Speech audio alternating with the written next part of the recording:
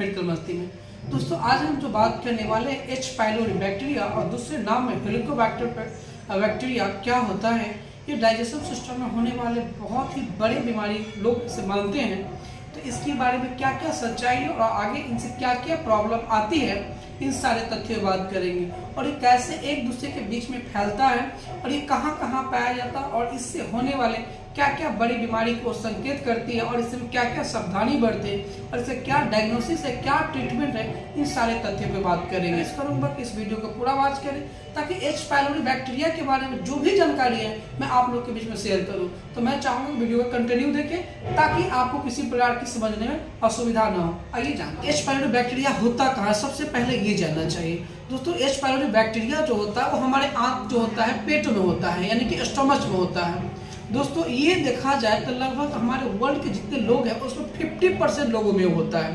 देखिए सबसे बड़ी बात यह है कि आपके अंदर होते हुए अगर आपको कोई प्रकार की प्रॉब्लम क्रिएट नहीं कर रहा है, आप ऐसे समझिए कि कोई आदमी ऐसे आदमी है जो कि लोगों को नुकसान पहुंचाता है, लेकिन आपके साथ रह के वो आपको नुकसान नहीं पहुंचाता तो आपके लिए बढ़िया है। सेम उसी प्रकार अगर 50% लोगों में एच पाइलोरी बैक्टीरिया होता है लेकिन किसी भी प्रकार का प्रॉब्लम क्रिएट नहीं करता है, अगर आपको प्रॉब्लम क्रिएट करता है अगर एच पाइलोरी तो ये नुकसान करता है बड़े बड़े चीजों को। अब देखा जाए तो आप सब जानते हैं कि जो आपका पेट होता है वो लेफ्ट साइड में होता है, राइट साइड में आपका लीवर होता है।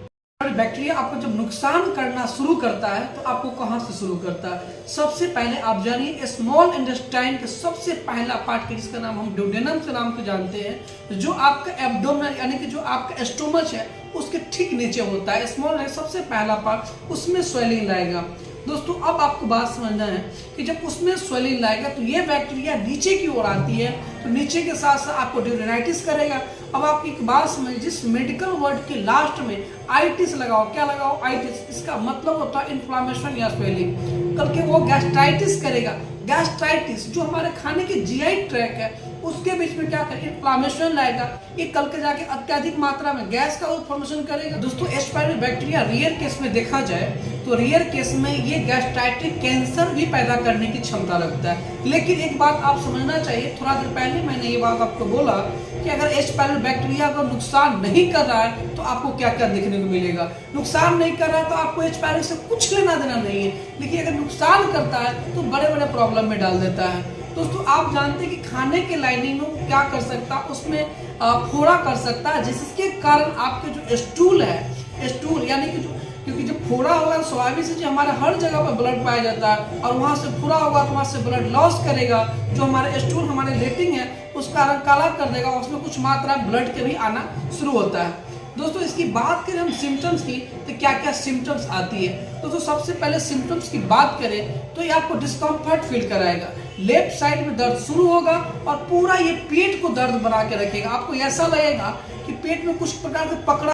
तो इसकी दूसरी कंप्लेन की बात करें सिम्टम्स की तो आपके पेट खुला खुला लगेगा, ऐसे लगेगा कि कुछ खाए नहीं है लेकिन पेट पूरा भरा रहेगा।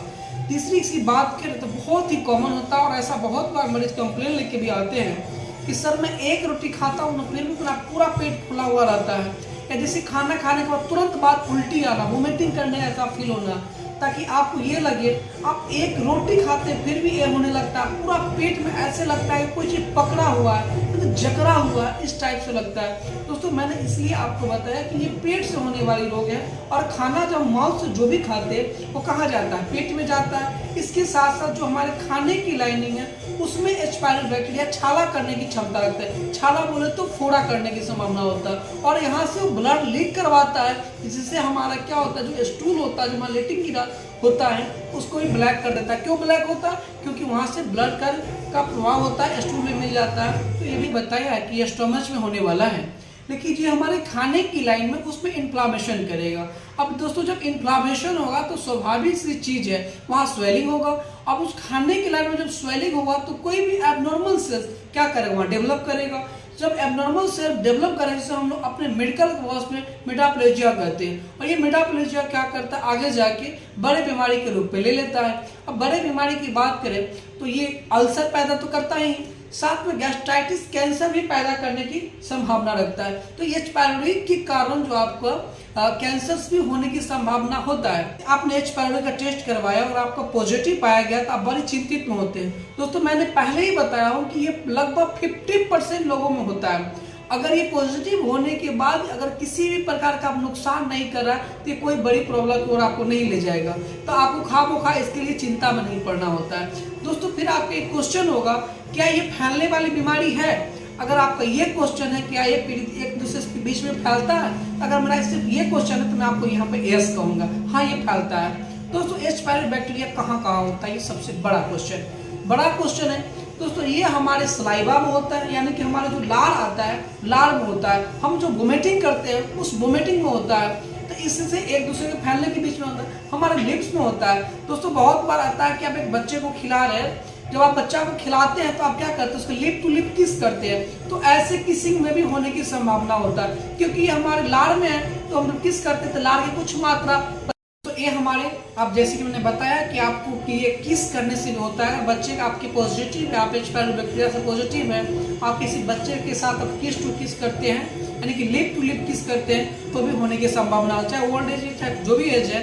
तो अगर होता है तो आप इससे फैलता है। दूसरी बात देखिएगा तो बहुत सारे बच्चे अगर लॉज में रहते हैं, विद्यार्थी लाइफ में है, तो अपना ब्रश शेयर करते हैं, यानी कि आज मेरे रात को मेरे साथ रह गया, उसको जाना है तो ब्रश नहीं खरीदते तो अपना ही ब्रश उसको दे देते यूज करने के लिए, तो इससे भी फैलने की संभावना होता है। दूसरी बात करें कि हम जब पानी पीते हैं तो पानी आधा हम पी आधा दूसरा पी, यानी कि जो पॉजिटिव पर्सन है वो पीता है तो उसके भी होने की संभावना होती है। एक साथ अगर खाना खाते हैं कुछ ऐसे पार्टिकल्स खा लिए तो उनके बाउल से रिवर्स आके मैंने खा लिया, तो वैसे भी व्यक्ति को भी होने की संभावना होता है। तो मैं चाहूंगा कि ऐसे व्यक्ति जिसका पॉजिटिव होता है वो अपना ब्रश शेयर ना करें, अपने पानी यूज करते हैं कंटेंट वाटर यूज कर रहे हैं वो शेयर ना।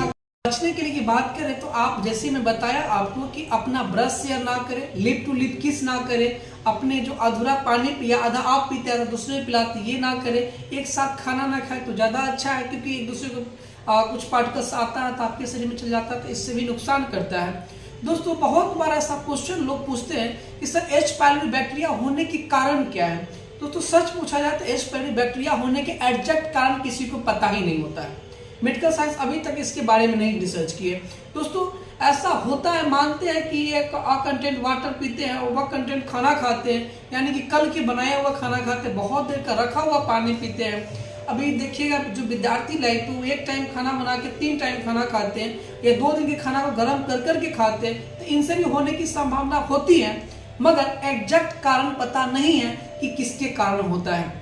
दोस्तों अगर हम बात करें लगाने के लिए आप डायग्नोसिस में क्या करेंगे, दोस्तों डायग्नोसिस में सबसे पहले की बात करें हम यूरिया ब्रेथ टेस्ट करवाएंगे। इसमें मरीज को एक सोल्यूशन पिलाया जाता है। इस सोल्यूशन से क्या हमारे जो अंदर सांस आती है वो सांस में यूरिया का कुछ अमाउंट मिल जाता है, जिसको हम स्मेल से यानी कि जो अपने ट्यूब जो डालते हैं उसमें स्मेल से ये पता किया जाता है क्या आपको एच पायलोरी बैक्टीरिया पॉजिटिव है या नहीं। दूसरी बात करें तो स्टूल टेस्ट से होता है। इस स्टूल के टेस्ट में हम यानी कि आपके लेटरिन के टेस्ट में ये करते हैं क्या इसमें एच पायलोरी का फीकर एंटीजन प्रेजेंट है या एब्सेंट है, इससे भी पता करते हैं। तीसरी बात करें ब्लड टेस्ट से, दोस्तों ब्लड टेस्ट हम सबसे सिंपल से पता करते हैं अगर एच पायलोरी बैक्टीरिया हमारे अंदर जो पॉजिटिव होता है तो उसके अगेंस्ट में एंटीजन हमारे ब्लड जो बना रहा है उससे लड़ रहा है, तो अगर जैसे हम उस पर किट में अपना ब्लड डालते हैं तो पॉजिटिव और नेगेटिव यहाँ से भी हम पता करते हैं। एंडोस्कोपी भी टेस्ट कराया जाता है। एंडोस्कोपी में रेबिट टेस्ट कराया जाता है, जिससे ये होता है कि आपके जो माउथ है खाने की नली है उसमें पाइप डाल के आपके पेट से छोटा सा पीस निकाला जाता है, कोई उसके पार्टिकल्स को निकाल के ये जो पॉलीकैप होता है यानी कि जो एच पायलोरी का किट होता है उसमें डाला जाता है। इसका नॉर्मल कलर देखिएगा तो येलो होता है। जैसे वो पिक डालते हैं छोटा सा जो पीस निकाले हैं उस किट में डालते हैं, साइड में उसका इमेज दर्शा दे रहे हैं, उस पिक डालते हैं, अगर इसका कलर रेड होता है तो इसका मतलब आपको हेलिकोबैक्टीरिया यानी कि एच पायलोरी बैक्टीरिया पॉजिटिव है। दोस्तों अब आप इस चीज को समझ पाए होंगे कि एच पायलोरी बैक्टीरिया क्या है। आप बहुत जल्दी घबरा जाते हैं, आपने डॉक्टर से दिखाने गए, जैसे आपको पता चला कि एच पायलोरी बैक्टीरिया पॉजिटिव है, डॉक्टर ने आपके बहुत सारे बात बताई कि आपको ऐसे होता है ऐसे होता है, दोस्तों होता क्या है वो आप डिपेंड कीजिए कि हमको क्या हो रहा है। आप एक ही बार में पॉजिटिव के मतलब आप कैंसर तक मत पहुंचाइए, ऐसा सोचना गलत है। 50% लोगों में रहते हुए भी कुछ नुकसान नहीं करता है, आपको बहुत आगे तक नहीं जाना। जैसे आपको कोई सिम्टम्स लगता है तो अपने नजदीकी डॉक्टर से आप इस पर विचार करें, डॉक्टर क्या कह रहे हैं उस पर सुनिए। मैं आपको सेकेंड वीडियो में इसका सावधानी क्या है और सेकेंड वीडियो जो मेरा पार्ट 2 आएगा तो उसमें मैं बिल्कुल बेसिक से बात करूंगा इस पर कौन कौन से मेडिसिन दिया जाता है, कौन सा पीपीआई ड्रग दिया नहीं कि आपको जो गैस की कौन सी दवा देनी चाहिए, एंटीबायोटिक्स कौन सी देनी चाहिए, इन सारे तथ्यों पे बात करेंगे। क्योंकि वीडियो ज़्यादा लंबा हो जाता है तो आप उस पर फोकस नहीं करते हैं, तो इसलिए पार्ट 2 में जल्दी लाके आपको इस पर पूरा एक्सप्लेन कर दूंगा कि मेडिसिन। अब आप इस बात को समझिए कि एच पाइलोरी बैक्टीरिया पॉजिटिव हो गया, इसके मतलब ये नहीं कि आप कैंसर हो गया। तो चिंता में नहीं रहना है कि एच पाइलोरी बैक्टीरिया पॉजिटिव हो गया, आप क्या करें। तो दोस्तों कुछ नहीं, आप जब अपने लाइफ स्टाइल को जी रहे हैं, लाइफ स्टाइल को जीजिए। कोशिश ये रखिए कि आपको गैस ना बने, इसके लिए आप सुबह में फाइबर्स की अमाउंट को बढ़ाइए, फल के अमाउंट को बढ़ाइए, पानी के अमाउंट को बढ़ाइए। और नेक्स्ट वीडियो में हम पूरा चर्चा करेंगे कि कौन कौन से मेडिसिन दें और कितने दिनों के लिए दें और क्या क्या सावधानी बरतें। तो एक बात बताइए, अब एच पाइलोरी बैक्टीरिया के बारे में कोई क्वेश्चन है तो आप कमेंट करके पूछिए। ये मेरा व्हाट्सअप नंबर है, इस व्हाट्सअप पे आप पूरी कंप्लेंट को भेज सकते हैं और हमसे बात कर सकते हैं। दोस्तों आप चिंता ना करें कि बहुत बड़ी बीमारी है। बड़ी बीमारी वो है जिसको आप बड़ा समझते हैं, बड़े बड़े बीमारी को भी आप छोटे समझ के उसे आसानी से तोड़ सकते हैं। जो आप पॉजिटिव वे में रहते हैं, हर बीमारी के पॉजिटिव वे में इलाज है, बस आप अपने आप से स्ट्रॉन्ग रहिए, यही इलाज है। दोस्तों ये साइंटिफिक चैनल है और ये मेडिकल मस्ती, मेडिकल एजुकेशनल वीडियो के लिए है। तो आपको लगा कि अच्छी वीडियो है, जानकारी अच्छी लगी तो मैं चाहूँगा इसको शेयर करिए। आपका एक लाइक, एक सब्सक्राइब, एक कमेंट मुझे बहुत मोटिवेट करता है, ताकि मैं आप लोग के लिए आपके बीच में आऊँ और कुछ नए टॉपिक लेके आपको मेडिकल हेल्थ संबंध आपको जागरूक करें। अपना कीमती समय निकाल कर वीडियो देखा सकता है। धन्यवाद। Thank you for watching.